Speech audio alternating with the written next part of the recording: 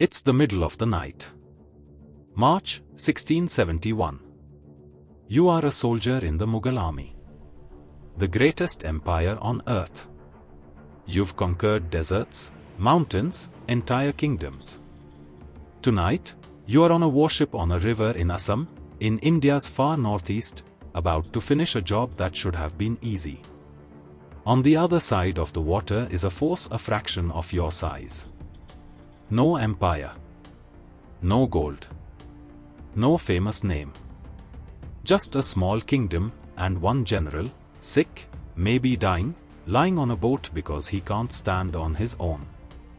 By sunrise, your army will be running. Not retreating. Running. And this will be the last time in history the Mughal Empire ever tries to take this land again. This is the story of a kingdom that ruled for almost 600 years, and was never, not once, conquered by the Mughals. And the wildest part? This kingdom didn't even start in India. You've probably heard of the Mughals. Akbar, Aurangzeb, the Taj Mahal, an empire that swallowed almost the entire Indian subcontinent. But almost nobody talks about the one region they tried again and again to take, and never could. Not with better weapons. Not with more men. Not with more money. 17 times, by some counts, they tried. Assam broke every single attempt. This isn't a textbook story. This is jungle ambushes, poisoned wells, undercover spies, and a general who was so obsessed with duty that he executed his own uncle. So sit tight, because by the end of this, you'll understand why Assam still celebrates a battle that most of India has never even heard of. To understand why this kingdom was so hard to kill, you have to go back almost 800 years, and to a place that isn't even in India. In the early 1200s, in a small Tashan kingdom near what is today the border of Myanmar and China, a prince named Sukfa lost a succession dispute for his father's throne. Instead of staying and fighting for a crown that wasn't coming, he did something almost nobody else in his position did. He left. Not alone, he took roughly 9,000 people with him. Nobles, priests, soldiers, farmers, elephants, and mules loaded with supplies. And then he did something even more insane. He walked them over the Patkai mountain range, one of the most brutal, jungle-covered mountain barriers in Asia. The journey took 13 years. Let that sink in. Not 13 days. 13 years of moving a small nation through jungle, disease, and unfamiliar terrain, just to find a new home. In 1228, Sukfa's people finally came down into the Brahmaputra Valley, the land we now call Assam. And instead of conquering the local tribes by force, he did something smart. He married into their families, absorbed their customs, and built alliances instead of enemies. That single decision, cooperation over conquest, is arguably the reason his kingdom would survive for the next 600 years. This was the birth of the Ahom Kingdom. And here's the detail that should blow your mind. This dynasty ruled continuously in Assam from 1228 all the way to 1826, that's roughly as long as the Mughal Empire, the Ottoman Empire, and the entire Delhi Sultanate combined never lasted individually. The Ahoms outlasted almost every dynasty you've ever heard of in Indian history. But surviving for 600 years in one of the most fought-over regions on earth doesn't happen by luck. It happens because you are built different. And nothing tested that more than the empire that would eventually come knocking from the west. By the 1600s, the Mughal Empire controlled almost the entire Indian subcontinent. Under Emperor Aurangzeb, their armies had steamrolled kingdom after kingdom. Elephants, cannons, tens of thousands of cavalry, the most advanced military machine in Asia.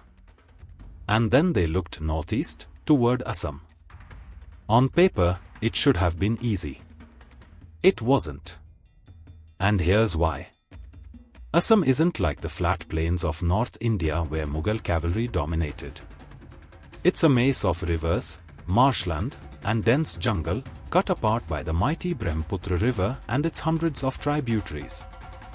Mughal horses, their single greatest weapon, were nearly useless here. Heavy cannons sunk in the mud. Supply lines that worked perfectly in Delhi fell apart in monsoon season, when the whole region turned into a swamp. The Ahoms, on the other hand, had spent 400 years learning to fight in this terrain, not against it. They built a navy of fast, light boats that could move through narrow channels no Mughal warship could follow. They knew which paths flooded and when. They knew where to hide an entire army in plain sight. Basically, the Mughals were bringing a heavyweight boxer into a knife fight in the dark. And the Ahoms knew every inch of that darkness. But terrain alone doesn't win wars. You need people willing to use it. And Assam was about to produce one of the most ruthless, disciplined commanders in Indian history. His name was Lachit Borphukan, born in 1622, son of a senior Ahom military official. He didn't inherit power, he earned every promotion the hard way, moving through several court and military posts before being handed the single most important job in the kingdom, Commander-in-Chief of the Ahom army, right when the Mughals were preparing their most dangerous invasion yet. Lachit's first task was to retake the city of Guwahati, which the Mughals had captured. He succeeded in 1667. But he knew, everyone knew, the Mughals would come back, bigger and angrier. So Lachit started preparing Assam's defenses. Earthen embankments, fortifications, anything that could slow down a Mughal advance. And this is where one of the most brutal stories in Assamese history comes from. Lachit gave his own maternal uncle, a senior officer, one job: finish building a section of the defensive wall around Guwahati in a single night, before the Mughals arrived. When Lachit came to inspect the site before dawn, the wall wasn't finished. His uncle and his men had grown tired and stopped working. Lachit didn't yell. He didn't punish him with hard labor. He beheaded him. On the spot. With his own sword. And he said something that Assam still repeats to this day: "Dekhot koi momai danger no hoi, my uncle is not greater than my country." Brutal? Absolutely. But it sent one unmistakable message through the entire Ahom army: there would be no excuses, no shortcuts, no matter who you were related to. That wall still stands today, and it's known as Momai Kota Garh, the fort where the uncle was beheaded. 2 years later, in 1669, Lachit's army was crushed at the Battle of Alboi, a brutal defeat where the Ahoms reportedly lost as many as 10,000 soldiers. It should have broken him. Instead, he studied exactly why they lost, rebuilt his strategy from the ground up, and got ready for the real fight. Because in 1671, Aurangzeb sent an army that made every previous invasion look like a warm-up. Before we get to the final battle, you need to understand how the Ahoms actually fought, because this wasn't just about one dramatic showdown. This was decades of psychological and guerrilla warfare that ground the Mughals down piece by piece. The Ahoms used networks of scouts and spies called katkis, messengers and intelligence agents who moved between courts, tracked enemy troop movements, and fed commanders real-time information long before military intelligence was a modern concept. They also weaponized the land itself. Retreating Ahom forces would poison wells and water sources behind them, so advancing Mughal soldiers, already exhausted by heat and disease, found nothing safe to drink. Combined with the monsoon climate and diseases the Mughal soldiers weren't used to, thousands of Aurangzeb's men died not from combat, but from sickness and starvation before a single sword was drawn. And then there was the jungle ambush strategy. Small, fast Ahom units would strike Mughal columns from the tree line, vanish before a counterattack could form, and let the terrain do the rest. Mughal commander Ram Singh himself would later describe these hit-and-run tactics dismissively as the affairs of thieves, not realizing that this exact style of warfare was precisely what made Assam unconquerable. This wasn't cowardice. This was a smaller power refusing to fight the bigger power on its own terms. And it worked, invasion after invasion, for centuries. But in 1671, all of that experience would be tested in one final, decisive battle, one that would end the Mughal dream of Assam for good. Emperor Aurangzeb sent a massive force under Raja Ram Singh I, reportedly tens of thousands of cavalry, infantry, and river fighters, backed by superior firepower. On paper, it wasn't close. This was one of the largest, most resourced armies the Mughals had ever sent toward Assam. Lachit's plan was to use the Brahmaputra river itself as a weapon, funneling the massive Mughal war fleet into narrow waters near a spot called Saraighat, where Ahom boats, small and fast, could surround and outmaneuver the bigger, clumsier Mughal ships. Then, right before the battle, Ram Singh tried something else. He offered Lachit a bribe of 1 lakh rupees, an enormous fortune, to simply abandon Guwahati and walk away. Lachit refused. But here's the twist almost nobody expects. As the battle approached, Lachit was gravely ill. His own physicians told him not to go to the front. Any normal commander would have stayed back and directed the battle from safety. Lachit had himself carried onto a war boat.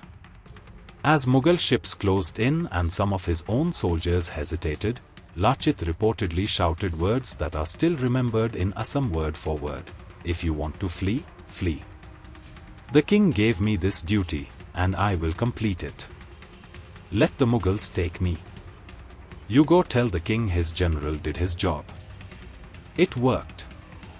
His men didn't just stay, they fought like they had nothing left to lose.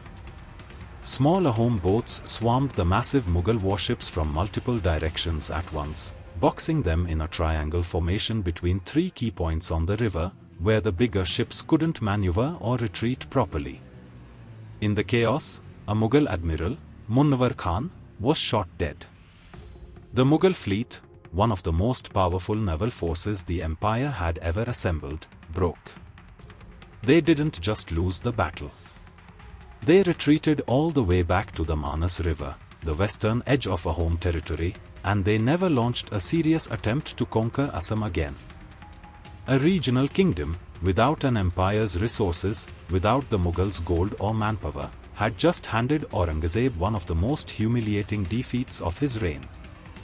Lachit Borphukan died the following year, in 1672, worn down by the same illness that nearly kept him off that boat. He was around 49 years old. But the empire he stopped never came back the same way again. Here's what people often get wrong: they think Saraighat was the end of the story. It wasn't quite that simple. Guwahati actually changed hands one more time after Lachit's death, before the Ahoms retook it for good in 1682 at the Battle of Itkuli. After that, the Mughals never seriously tried again. The Ahom Kingdom itself kept going for over 150 more years after Saraighat, surviving internal rebellions, and eventually facing a completely different threat, a Burmese invasion in the early 1800s which weakened the kingdom just enough for the British East India Company to step in and annex Assam in 1826 through the Treaty of Yandabu. So no, the Ahoms weren't eternal. Nothing is. But here's the headline that actually matters: in 600 years, across 17 recorded Mughal attempts, the most powerful empire in South Asia never once conquered this kingdom by force.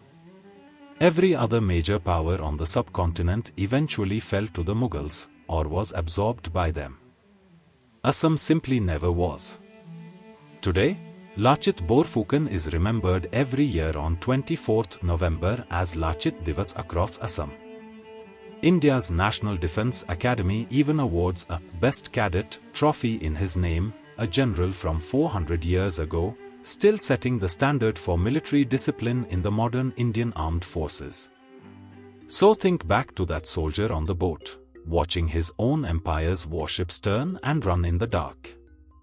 He wasn't beaten by a bigger army. He wasn't beaten by better weapons or more gold. He was beaten by a kingdom that understood its land better than any invader ever could, and by one dying general who refused to let his people fight alone.